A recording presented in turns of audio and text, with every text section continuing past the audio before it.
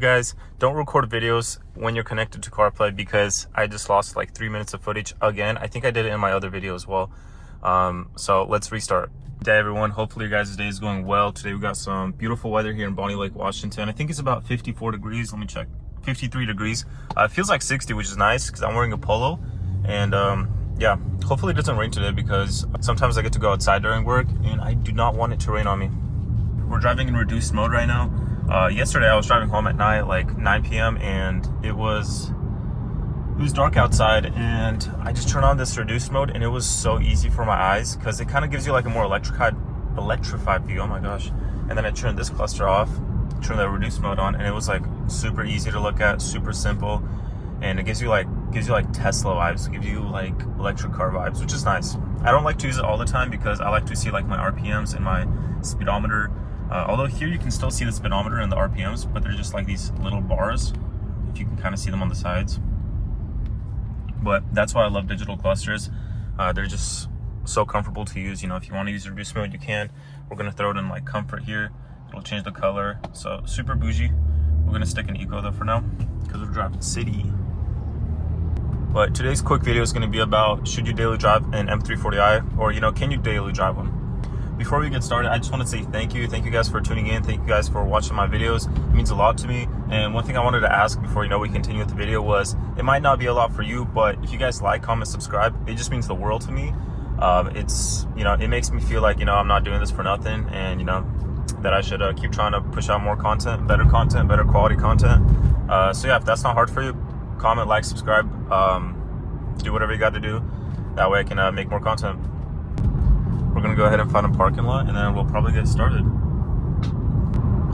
Check this view out. This is like my daily drive view. This is 410. We're going down 410. For any of you guys like in Seattle area, maybe you've been to Bonnie Lake every now and then. This is 410 and it is just beautiful. Check that out. And especially when it's like foggy, especially in the winter, it just looks amazing. That looks absolutely amazing. And then if you're going back up 410, you get the view of like Mount Rainier. So it's just wonderful. If you guys are looking for a new house, keep Bonnie Lake into your consideration.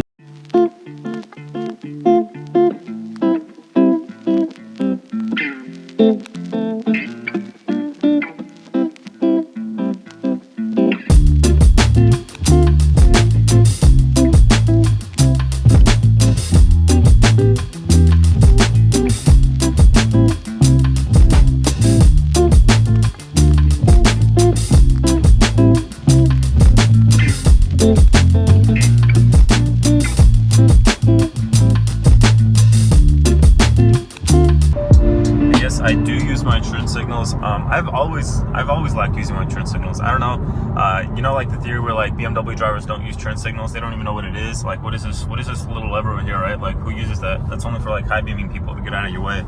But no, I've been using it like all the time. So I come from Audis, so I don't get that stereotype, right? But another thing is like why I always use them is because I have lane assistant turned on all the time, right? Because sometimes like I doze off and like maybe like I'll kind of crash into this like lane over here and it'll pull me back in, which I know isn't like a good habit, but I still have it. But if I try to switch lanes without using my turn signal, it'll kind of vibrate and it'll kind of like try to bog me back into place. Which I of course don't want, unless, fun fact, unless you kind of turn sharply into the next lane, then it won't do that. But sometimes I like to swim like through traffic, like casually, and I don't really want to, do any like hard turns. So we're gonna probably go to YMCA over here, not too far away from my house, and we're gonna start making content. Ooh, look at that, that's clean. Jeez. For sale, maybe I'll buy it. Yeah, we're in Sumner here. Beautiful area. Absolutely love Sumner. They're doing some construction here, so let's go Sumner. I'm sure that's picking up the value here of the houses. This house has been standing here forever, and it's such a beautiful house, like right next to the main street. I love it. Love these kind of houses. Can't wait till I get one myself. So hopefully, okay, nice. Of course, like the one parking lot I dive into, there's hella people. And I'm still camera shy. Not like camera shy, but like I can't be recording in front of like too much people, and if there's like people looking, I get like super, I get that weird feeling. So then I turn off my camera and then I go find a different parking lot. So hopefully Yeah, I mean, we got people here, but all right, we'll try our best. I will just park up in this little corner here. I think people are busy working out. I don't know how people work out in the morning, man. Like, actually, let's go to that alley over there. Let's see if that's better. I don't know how people work out in the morning, because I tried a couple times. Like, yeah, like it's cool, but then you gotta like shower in the morning, like right before work. Like, you gotta wake up and then you gotta go early to the gym, and then you gotta shower, and then you gotta go to work, and it's like, I feel like it's a lot of work. Okay, yeah, this is not an option. Shoot, I don't even know. I think we'll just park up like right here, right in the emergency lane, right where we can get towed. Boom. All right, I changed my mind because there's people in the gym and they're watching. So yeah, like I told you guys, I'm like really not like camera shy, but like I'm freaking, you know, I don't want people seeing me doing my little stuff. So we're gonna wait for that little Miata to pass. Actually, never mind. I'm not gonna let it pass. I want a Miata so bad again. I've had two of them. I've had a 1990 and a 1992, 1.6 engines, and they were such beautiful cars. Like, man, I miss my Miatas. They were so slow though. Like, that's why I don't miss them, because they were slow. But at the same time, they were so much fun. Like, even though they were slow. So yeah, maybe I'll get myself a Miata. I really want the new one though. I think they're called NC or NB. I think they're called NC. Maybe ND. I don't even know. There's so much names. So yeah, maybe I'll get myself a Miata in a little bit. All right, my beautiful parking skills. Okay, that was absolutely trash. All right, so let's get right into it. First reason. So I think I'm gonna have like 4 reasons available here. Not available, like 4 reasons why, you know, you should consider daily driving your M340i or a M340i. First one, of course, is gonna be performance. So we're gonna start off with performance. This car has a 3.0 inline 6 turbocharged engine. We're actually gonna open the hood and kind of show you guys the engine bay. There's like not much to show because of course there's like hella plastics, but we got a 3.0 inline 6 turbocharged engine. Boom, producing 382 horsepower and 369 foot-pounds of torque. So that is more than enough for your daily driving, which is just like absolutely great. 0 to 60 in 4.1 seconds on the xDrive. I think rear-wheel drive is like 4.3, so just like 0.2 seconds, a little slower. But I'm not sure. I'd have to double check that information. Beautiful for, you know, city driving, highway driving. So that's absolutely great. Let's hop into the next one. Second reason, and this surprised me, and you know, if you guys don't know, this car has a mild hybrid system. Yeah, it has a 48 volt mild hybrid system. I think the 2020s don't, but any year newer than that, they do, or it's like after a specific, you know, production date. So they have a 48 volt mild hybrid system. Basically how it works, it's actually right here. Those purple tubes, that's going to the hybrid system. So I don't know like exactly where it's located, but I know those electrical lines, those are going to them. Nice. I need to program that out because that annoys me. No, like I like how it locks and unlocks, but I need to unprogram the beeping because it's absolutely ass. That hybrid system helps you when you're doing like auto start and stop on in the city driving, right? When you're cruising to a stop, the engine will shut off, the engine will start up again, right? I know some people like that. I'm not a really big fan, so I'm gonna need to reprogram that because there's no way to turn it off. I think 2020s you can turn them off when you get into the car, but these ones you can't, so I'm gonna need to reprogram that out. But anyhow, it shuts off the engine, it starts it back up, and it makes it like a lot easier to start up. Because I had a Subaru, for example, that was just, you know, gasoline, no hybrid system, and you can hear it like crank every single time that it's you know, that it's starting up. So this hybrid system, it basically helps it when it's like starting and stopping, which is super good. Another thing that it does is when you're coasting, right? Let's say you're in eco mode, right? And then you're on 410, like that huge hill down. It'll shut off the engine, or it can put the engine into idle mode. So it's saving you a whole bunch of gas, and you're kind of just cruising down the roads instead of, you know, idling at like 1500 RPM or 1000 RPMs or whatever you're at. And then I think the third thing for the hybrid system is when you're coming to a stop, it'll actually shut off your engine or put your engine in idle mode before you even come to a stop. So like maybe 5 or 10 seconds, if you're like, you know, pressing the brake slowly, it'll put it into that stop mode. You know, some people like it, some people don't. I'm gonna reprogram the auto start feature because I'm not a big fan of that. And it kind of like, for me, I got that feeling that like I'm kind of abusing the car, you know, constantly turning it off, turning it on, turning it off, turning it off. Oh my goodness, on and off, on and off. So it's kind of annoying. But a way that you can kind of get around that is if you configure your sport individual mode and you make all the settings to comfort, it won't do that because it'll think the car is in like sport mode, which it is, but you got that comfortability and it won't do the auto start. So If you guys have any questions with like the hybrid system, leave me a comment below. Last thing about the hybrid system is the boost in power. So whenever you're accelerating very hard on the vehicle, whether it be from a stop, whether you downshift and floor it, on the digital cluster, you're actually going to see e-boost activated, or just e-boost, right? And that basically means that the hybrid system is helping out the engine, and it produces up to 11 more horsepower, in that time frame, which is pretty sick. I'm not gonna lie, right? You're using the hybrid system to your advantage, when you're going fast, when you're racing. So that's pretty sick. The reason why I should daily drive an M340i is the comfortability and kind of just the stability of the car. So this isn't an M3, right? So it's not going to give you that harsh ride. It's not going to be like super firm, super stiff. If this car comes with M adaptive suspension, which mine doesn't have, but if yours has the M adaptive suspension, you throw it into comfort mode, it's going to be a boat, right? You throw it into sport mode, it's going to be stiffer. It's going to be, more sporty kind of drive kind of feeling. So you got that like nice comfortable daily driving, right? For example, I had my S5, and that was considered more of like a sports car, right? That one was, I'm gonna be honest, it was a little firm for daily driving. Like, I'm fine because I'm a young guy, right? I don't really care. But at the same time, like, you're driving to like long trips, and you can like definitely feel, you want that comfortability. You want the car to be smooth when you're driving it.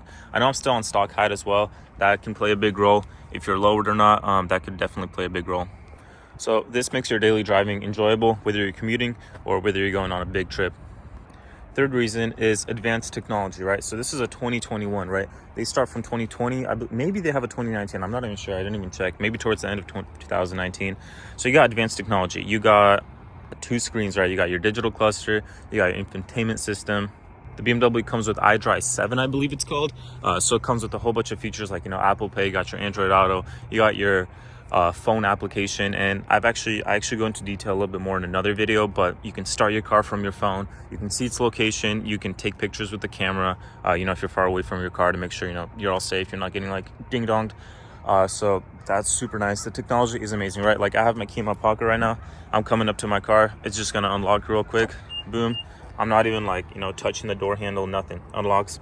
Same exact thing. I'm walking away from the car. Check it out. 3, 2, 1. And then the car's gonna lock on its own. There you go. So you guys see the mirrors folded right there. So it's just like small features that like a 2015, a 2018 doesn't have. And that was a big thing for me. When I was shopping for a car, I really was looking into F80 M3s and F82 M4s. And they only go up to 2018, right? And they just don't have this technology that this car has, unfortunately. I think 2017 and 18, I think they get CarPlay, but that's about it. Like, you don't get these like nice features. And for me, I'm a big technology guy, especially when it comes to cars. So I absolutely love, cars having like that good technology, good tech, good comfortability, and especially like through the phone, through the app. It just gives me a lot of flexibility, and it's super comfortable. All right, let's talk about the big thing. Why do you need a daily driver, right? You're thinking about fuel efficiency. This thing is very, very fuel efficient for what it is. My S5 had a 3.0 supercharged engine. I think I was averaging like 21, 22 miles per gallon. This thing makes more power, 382, compared to like 333 on my S5. And it gets 21 in the city and 24 in the city and 31 miles per gallon on the highway. And funny enough, I got more on the highway, right? If you're just chilling in eco mode or comfort and you're cruising at like 65, 70, you're gonna get much better miles per gallon, which is awesome because you have like a super powerful car, right? You can speed whenever you want, and you can get good gas mileage whenever you want. So that's just like it's just like best of both worlds. You don't get that often, right? Either you get like a super sporty car with not so good miles per gallon, or you get really good miles per gallon and not a very sporty car. Best of both worlds. And last but not least, luxury and practicality of the car. It's a 3 Series, I know. It's not a 5 Series, it's not a 7 Series, but the year and kind of like the way it is, it makes it seem like a luxury car, right? Like, let's check it out. We're gonna go really, really quick. We're not gonna dive in too much. You got nice leather seats. Okay, can you stop beeping? Nice leather seats. You got heated seats. You got heated steering wheel, right? Of course, you got your clusters. You got nice kind of leather material all over. We got this like wood design, silver trim. So it feels prestige. It feels nice. Now let's check out the back. Same exact thing. All right, that's a little carpet. You got heated seats in the back, Type-C chargers. That's actually an option, so make sure you have that option if that's what you want. Going to the back, if the car is locked, you can jam your foot under the trunk and it'll open. Oh, I actually did it. Your car doesn't have to be locked. It'll open up the trunk for you. See, I don't even touch it. Super nice. right? Close the trunk with a button. Just like super small practical stuff. Another actually really cool thing that I found out recently. So let's go ahead and open the trunk. We just press that, it'll open. And then if you hold it, I didn't know this, I had to watch a video. If you hold it up, it'll close the trunk. So let's hold it up. Look at that. Isn't that awesome? Like, I'm not even doing anything. You know, I don't even have to get out of the car or anything. And it's doing that for me. Actually, we have one more, xDrive system, right? If your car has xDrive, you know, if your car doesn't, then I guess this isn't for you. But if your car has xDrive, that is another reason why you should daily drive it. And it depends where you live, right? For example, in Washington, it can rain out of nowhere. We got a little bit of snow, right? We can get like puddles on the highways, puddles on the road. We don't know the conditions our roads are in sometimes. And that's just great to have xDrive because I feel super confident, you know, driving on the highway, driving on curvy roads with this xDrive system.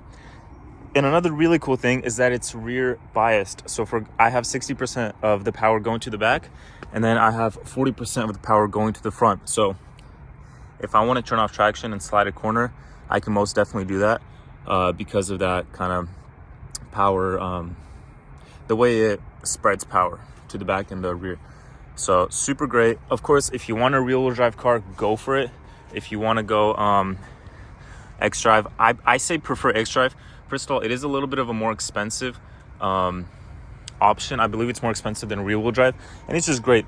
I believe in the near future, you're going to be able to tune it out if you want to convert it to rear-wheel drive, because I think right now there's xDelete for these cars as well.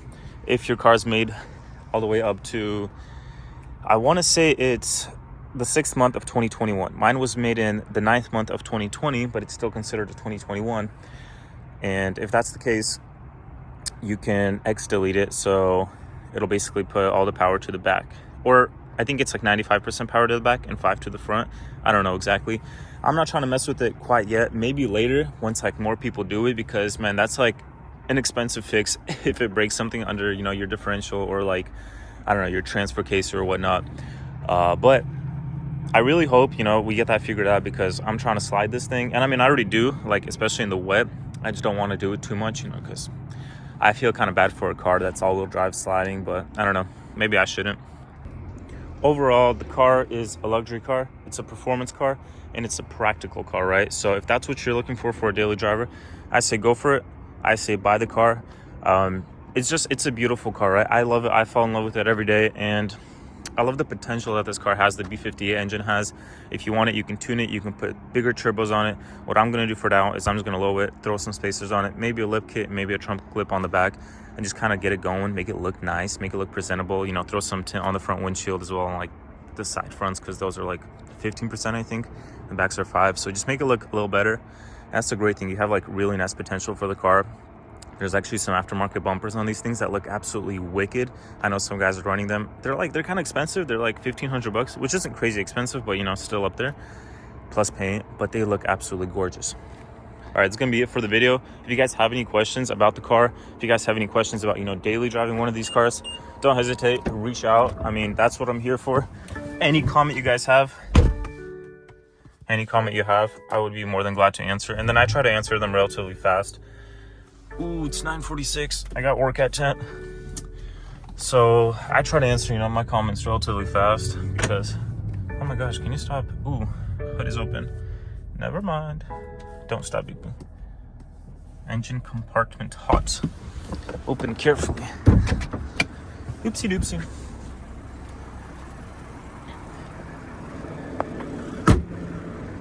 All right. That should fix it. Door open, boom. All right, let's get this reduced mode turned off because I don't like it anymore. Boom. Let's see if I can find an instrument cluster reduced mode. There you go. And we're actually gonna go ahead and see the reduced mode is back on, and we're gonna go ahead and put on the map view. It should pop up. There you go. Just, I don't know. I really like how the map looks on these cars. So yeah, if you have any questions, comments, concern, comment, subscribe, like I said in the beginning of the video, it's not much for you guys. It's just a click of a button, right? Not a huge thing. But for me, it just makes me feel like, hey, you know, I'm doing this for a reason. People actually like my content. So we're going to go ahead and continue doing the content. And then hopefully, you know, once I start modifying the car a little bit, like lowering it, putting some spacers on it, you know, in the future, maybe I'll do some more stuff. Hopefully we can all vlog that, we can all share that, and it'll be beneficial for like you guys. So anyways, drive safe, don't speed too much, and just be safe overall, guys. I'll see you in the next video. Deuces. Can't get enough of these two. Look at that. Beautiful. We got some farms down here. This is Buckley area already. Absolutely beautiful. Anyways, like, comment, subscribe. Follow my Instagram. Follow my TikTok, Nix_G20. Like all the videos. Show some support to your boy.